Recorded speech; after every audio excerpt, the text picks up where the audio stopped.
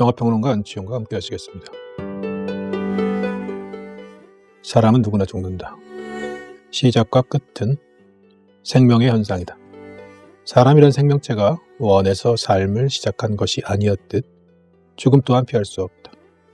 사람의 죽음은 망자에겐 죽음이지만 망자를 보낸 사람에겐 삶이다. 타키타 요지로 감독의 영화 굿바이는 죽음을 소재로 한 드라마로 원제가 Departures이다. 이 영화가 죽음을 출발 혹은 떠남보다는 배움으로 해석하기에 한국어 제목 굿바이가 Departures보다 더 적절해 보인다. 누군가를 배웅함으로써 자신의 삶과 삶의 맥락을 짚어보게 된다는 평범하지만 뜻깊은 깨달음 같은 걸 담으려고 노력한 영화다. 죽음으로 낮아지기. 영화 굿바이는 재미와 감동을 모두 갖춘 감독으로 평가받는다. 제81회 아카데미 시상식에서 외국어 영화상을 받은 이 영화는 장례 지도사라는 특이한 직업을 소재로 삶과 죽음의 의미를 전착한 따뜻한 드라마이다. 영화에서 일본의 고유 장례 문화를 소화하며 이야기를 풀어가다 보니 일본인이 아닌 관객에게는 죽음에 접근하는 특이한 관점이 제시되어 흥미로웠다. 나아가 죽음에 관한 모종의 통찰을 가능케 했다는 점에서 보편성을 확보한 진지한 영화라고 해야겠다. 굿바이는 여러 이항 대립으로 이야기를 풀어가고 의미를 산출한다. 도쿄에서 첼로 연주자로 활동하던 다이고가 갑작스런 악단 해체로 아내 미카와 고향 야마가타로 돌아간다. 연령, 경험 무관, 정규직 부장이란 여행사 구인 광고를 보고 얼떨결에 시작한 일이 장례 지도사였고 그 여행사는 일반적 여행이 아닌 인생의 마지막 여행인 죽음을 배웅하는 장례 지도회사였다. 여기서 이미 두 가지 이항 대립이 등장한다. 첫 번째 이항 대립인 도쿄와 야마가타는 도시와 시골, 타향과 고향 등으로 변형된다. 영화에서 귀향은 자연스럽게 죽음과 관련된다. 죽음이 일종의 귀향이란 비유가 성립한다. 다이고가 어렸을 때 집을 나간 다이고의 아버지 또한 객사라는 외형상의 죽음 형식과 달리 실제로는 내용상 귀향의 죽음을 맞이한다. 모든 죽음은 귀향인 것이다. 도쿄와 야마가타라는 공간의 이항 대립은 첼로 연주자와 장례 지도사라는 직업에 근거한 다른 이항 대립으로 넘어온다. 번듯하고 화려한 직업이지만 재능이 없고 만족하지 못하는 첼로 연주자를 그만둔 다이고는 비천하고 무시당하는 직업이지만 재능과 보람을 발견한 장례 지도사에서 삶의 의미를 찾아낸다.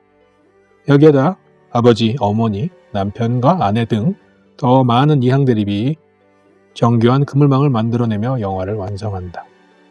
첼로는 분열하는데 도쿄의 첼로 연주자가 생계 목적으로 남을 위해 연주하는 외향적 연주자였다면 야마가타의 첼로 연주자는 단지 자신을 위해 연주하는 내향적 연주자가 됨으로써였다.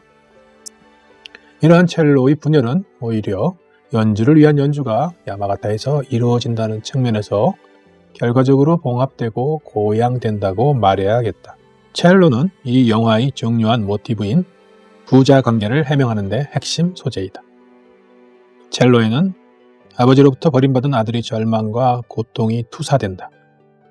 죽음과 함께 회복되는 부자 관계를 말하자면 첼로가 연주해낸다. 부자와 남녀. 첼로의 분열은 외형상으로도 확인된다. 도쿄에서 사용한 고가의 연주용 첼로는 저렴한 야마가타의 연습용 첼로로 대치된다. 그러한 전락은 첼로 연주자에서 장례 지도사로 직업이 추락하는 것을 방불케 하지만 전락이 아니라 상승일 수 있음을 영화는 전한다. 죽음이 모든 것의 무의미한 마감이 아니듯이 말이다. 연습용 첼로 케이스에는 다이고가 어릴 때 아버지로부터 받은 돌편지가 들어있다. 돌편지는 영화를 지탱하는 중요한 상징이다.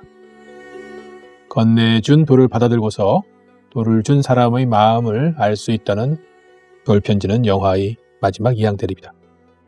이제 부자의 이야기가 나온다. 고향의 돌아가신 어머니 집에 사는 다이고 부부에게 다이고가 어릴 때 다른 여자와 눈이 맞아 가정을 벌인 아버지의 사망 소식이 전해진다. 아버지에 대한 원망을 평생 거두지 못한 다이고는 장례에 참석하지 않으려고 하지만 아내의 설득으로 객사한 아버지의 장례를 치르러 간다. 예상대로 장례 지도사인 다이고는 염습 등 직접 아버지의 장례를 진행한다. 그리고 죽은 아버지의 손에 꼭 쥐어진 무엇인가를 발견하고 사후경직으로 굳은 손가락을 펴자 거기서 작은 돌멩이가 하나 떨어졌다.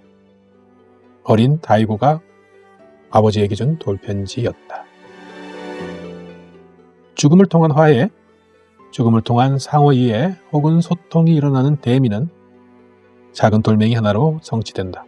어느 정도 결말을 예상할 수 있었지만 적당한 긴장과 복선을 통해 시종을 느슨하지 않으면서 유장하게 풀어낸 영화였다. 부자라는 이항대립은 삶과 죽음에 관한 본원적 이항대립을 뜻한다. 본원적 슬픔이기도 하고 삶을 이해하는 핵심 키이기도 하다. 삶은 매시 매초 죽음으로 치닫지만 죽음은 언제나 다른 듯 같은 삶으로 연장되기 마련이다.